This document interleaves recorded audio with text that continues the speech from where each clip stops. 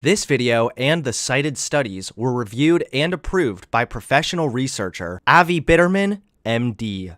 What's up, everybody? Hunter Avallone here, back with another dope video. Most of you are probably aware that a few days ago, I had a discussion with Lauren Southern, which inevitably turned into a debate. I had only ever seen Lauren debate with Destiny and Xander Hall, so I wasn't totally sure how the debate would go down, but I knew I wanted to talk to her about LGBT issues, more specifically, the validity of trans people and the treatment for gender dysphoria. I knew I wanted to tone down the aggression and have a good faith conversational approach, so that was my aim going into this discussion. My approach though with Lauren Southern is to just try and just be, and listen, I know I'm going to get criticism from the left for this, but I want to take a good faith. Amicable. Yeah. I want to take a good faith and a charitable approach. The conversation did end up going in a different direction than I originally thought, but nonetheless, I think generally I did okay. If you didn't watch the debate yet, I would recommend you go and check it out. Of course, there were areas I could have done better, there were some studies I wasn't familiar with, and I overstated the academic consensus on a few issues. But considering I'm a rookie when it comes to debate, and this was one of my biggest debates, I think I did okay keeping us on subject and steering the conversation, and I'm generally pretty pleased with my performance. Since I was hoping for a good faith discussion, I was a little disappointed when it seemed like Lauren wasn't being good faith during our debate. Pretty much from the beginning of the discussion, she began trying to demean me for not knowing the intricacies of the data I was citing when she admitted to not knowing the same. You just admitted you're not a sociologist, so why are you defending the data? Are you? No, I'm not. So then what does that have to, that has no relevance here. Heck. This obviously isn't an adequate response, and it kind of sets the tone of Lauren holding me and my data to a higher standard than her own. While I admitted I am far from a sociologist, Lauren was arguing against the consensus of sociologists without having even a decent understanding why. Regardless, I think that both of us could do for a stats lesson. I was trusting the statisticians who peer-reviewed the data methodology and their conclusion. Lauren's only argument is to try and claim the study's methodology is bad, dismissing the experts on the subject even though she had no idea what she was talking about and was herself only able to provide subpar counter evidence, which was also rife with issues. Lauren's biggest qualms with the data I was using was in regards to the fact that a few of my studies had a relatively low sample size, saying that the power was low. Most of the studies in the systematic review have a sample size of under 100. Hunter, studies are only as good as their methodology. Would you at least agree that methodology matters? While she cited some similarly sized data, her biggest hitting evidence was a population Swedish study, which asserted that there was no difference between the mental health of those who had gender-affirming surgery and those who did not. Her conclusion from this was that gender-affirming surgery did not improve the mental health of transgender people. In order to fully understand the validity of these concerns and assertions, we must first familiarize ourselves with statistics. Admittedly, I have never been a math guy, so I do wish I could have had a better understanding during the actual debate to be able to better engage with the studies and Lauren's claims. However, afterwards, I took this as an opportunity to better learn how research works and the most important elements of a well-conducted study. So first, I want to run down some of the most important basics of statistics to give a foundation so we can understand these studies. Most studies are trying to test a hypothesis. For example, the hypothesis could be gender-affirming surgery for trans people who want it improves their mental health. This is called the alternative hypothesis and is the object of the study. To test this alternative hypothesis, we compare it to the other possible finding of the study, that gender-affirming surgery for trans people who want it does not improve their mental health. This assertion is what we would consider the null hypothesis. The null hypothesis, in most studies, states that there is not a substantial difference detected in regards to what is being tested. Those performing the study will take elements of the study, including the sample size or sizes if there are multiple samples being dealt with, and through finding something called a z-score, they are able to find the confidence level of rejecting our null hypothesis and accepting our alternative hypothesis. If this probability, called the p-value, is below 0.05, this means that we are at least 95% sure that we can reject the null, and that we can accept our alternative hypothesis. In our example, if we find in our study that the p-value is 0.03, we can say with 97% assurance that we can reject the null hypothesis that states that getting gender-affirming surgery does not help the mental health of trans people who want the surgery, and we can accept our alternative hypothesis that the surgery does indeed help the mental health of those who want it for the general population. While we are 97% confident that for the general population of trans people who want surgery, we can say that gender-affirming surgery will help, there is still a 3% chance that we could be wrong, and that this isn't applicable to the population, which is our chance of making what is considered a type 1 error. Type 2 errors occur when we accept the null hypothesis, or in our example, we conclude that there is no difference between the mental health of those who undergo surgery and want it and those who do not. Anything above a 95% confidence level is considered statistically significant, as we can never be positive about anything, and this confidence level takes into account the sample size or sizes of the study as they are included in the formula used to find the p-value. If our p-value is found to be statistically significant, in other words that the chance for the null hypothesis being true for the population is under 5%, we can make confident statements about the population regardless of the sample size, as it was already factored in, as long as the study was conducted well. This is especially true if the expected effect size of the outcome is large, as indeed is the case with rates of trans people committing suicide. One big requirement for a well-conducted study is what is called a control group. Control groups are very important, as they give a reference point for where the sample would be had they not undergone the factor of which we are testing the effects. In our example, a good control group would be trans people who wanted surgery but did not undergo surgery. The only differing factor between the samples and the control group should only be the administration of whatever we are testing the effects of.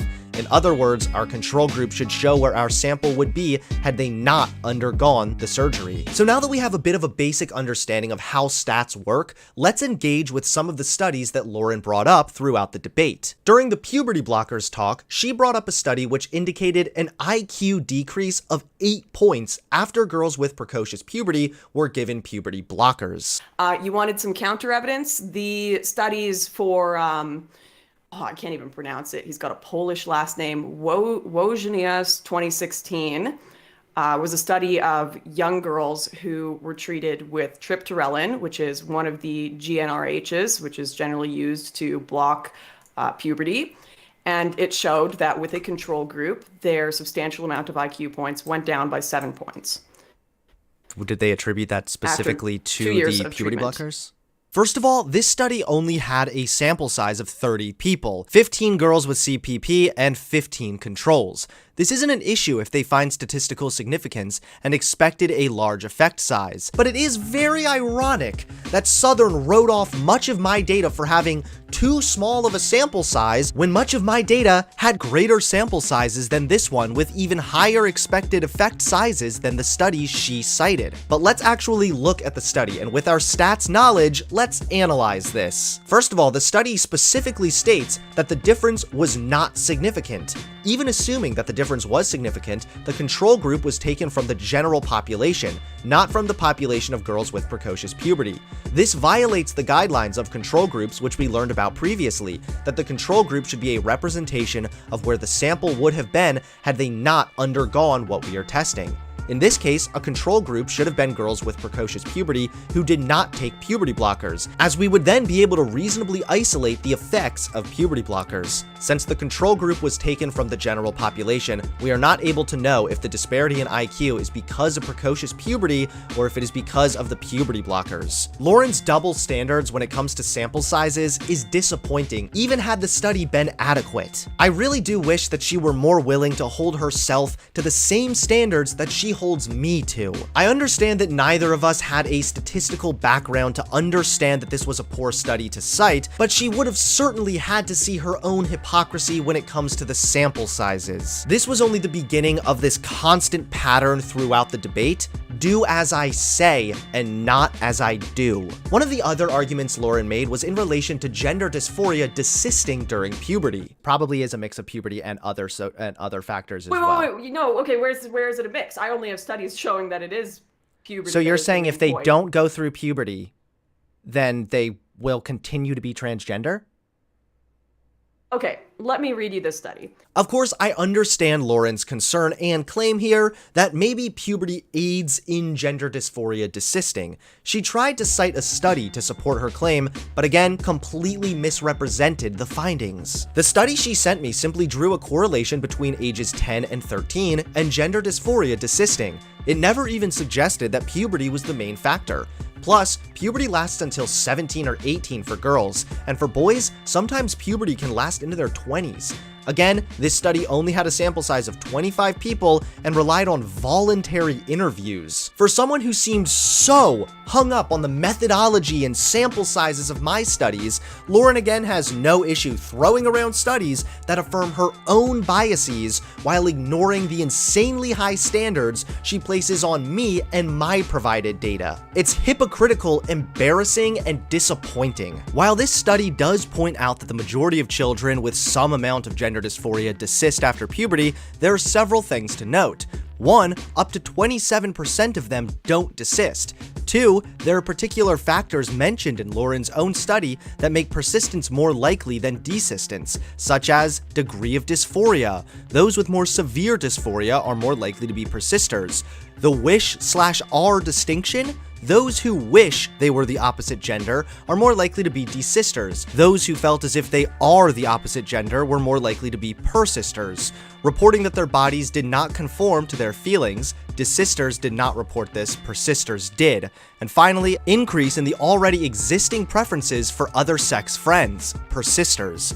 These are predictors that can be spotted before puberty that can help a clinician, patient, and family make a decision. It is not the case that persistence versus desistance is blinded to all indications until the onset of puberty. Regardless, it would be difficult to isolate puberty as the reason for desistance, as it could be just the age of 10 through 13 when you start to emotionally be mature enough to begin to settle into your gender. If this were the case, then puberty blockers would still largely allow for this realization to occur at this age, which is what we tend to observe when children either desist or persist on puberty blockers. The heaviest hitting piece of evidence Lauren presented was a study about gender-affirming surgery not being beneficial. Brandstrom and Pachenka's 2019. Best study ever seen on gender transitioning medically. And this is both a combination of hormones, this is a combination of sex reassignment surgery. It's just the idea of trying to transition physically through medical process What to did the study other find? sex. The study found that there was the same suicide rate, same anxiety rate, and same hospitalization rate, with one of the biggest sample sizes we have ever done, 2,600 Could you send me transgender that people study with just 'cause I'm a curious? control group. Once the debate ended, I looked into the study further, and shockingly, there were again issues with the study that can be recognized by our stats lesson earlier. This was the only study Lauren cited that actually had her beloved sample size. This study tracked the population of trans people, measuring their mental health through suicide attempts and prescribed medication. In its correction phase, it compared these factors of trans people post-operation to a control group of trans people who did not have an operation. And from this, they found that there was no significant improvement of mental health. This sounds kind of foolproof, right? Well, not exactly. Remember our criteria for a good control group? That it must represent the sample had they not undergone the elements we are measuring the effect of. In this case, a control group should represent the sample of trans people had they not had gender-affirming surgery and had wanted one. And here is the catch. For many trans people, they do not feel the need for a gender-affirming surgery. They are just content with hormone therapy. This study's control group included any trans person who had not undergone gender-affirming surgery, regardless of whether they felt it necessary. If a trans person is content with hormone therapy and is not pursuing surgery, we would expect them to have a similar mental health as those who are content after a surgery, as both are content with their treatment. The control group in this study is not representative of the situation of the sample of transgender people had they not had access to surgery despite wanting it. This would isolate the factor of surgery as a good control group should, and as this study's control group did not. In fact, there already exists a very good study with sound methodology which provides much better control groups for this exact same hypothesis. This study examines the percentage of trans people who attempt suicide at each stage of their transition, with their transition being defined by them, whether they stop at hormones or post-operation. It found that 3% of trans people who did not plan for medical transition attempted suicide in the past year, and 1% of trans people post-transition attempted suicide in the last year. Of those who were planning on transitioning but had not started, 27% of them attempted suicide in the past year, while 18% of those in the process had also attempted suicide.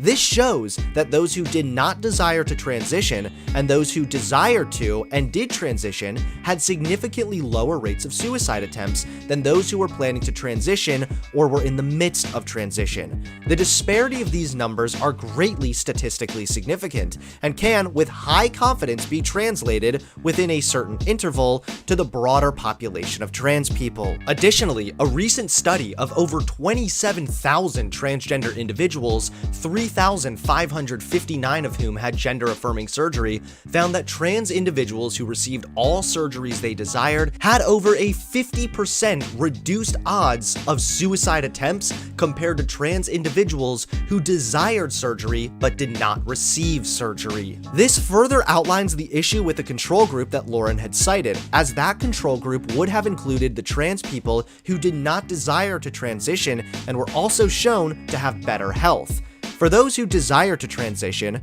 we can infer with a very high amount of confidence that transitioning lowers the rate of suicide attempts among transgender people who wish to transition. Overall, I think this was a really great experience, and I'm glad I had the opportunity to talk to a professional on statistics and Lauren Southern. I do wish she had at least tried to keep the veneer of good faith centrism, but what can you do? As far as my inner debate bro, I've actually been thinking a lot about just quitting debate, and I even talked about this briefly with Vosh before my Lauren Southern debate. Unfortunately though, and this is another reason why I kind of want to step back from debate after this, is it truthfully infuriates me that I could have the best argument but still look like I lost a debate because some other person talked better. I guess we'll just have to see what the future holds, but honestly, I don't know if I can debate anymore, because after talking to Lauren for over an hour, I lost a hell of a lot more than 7 IQ points.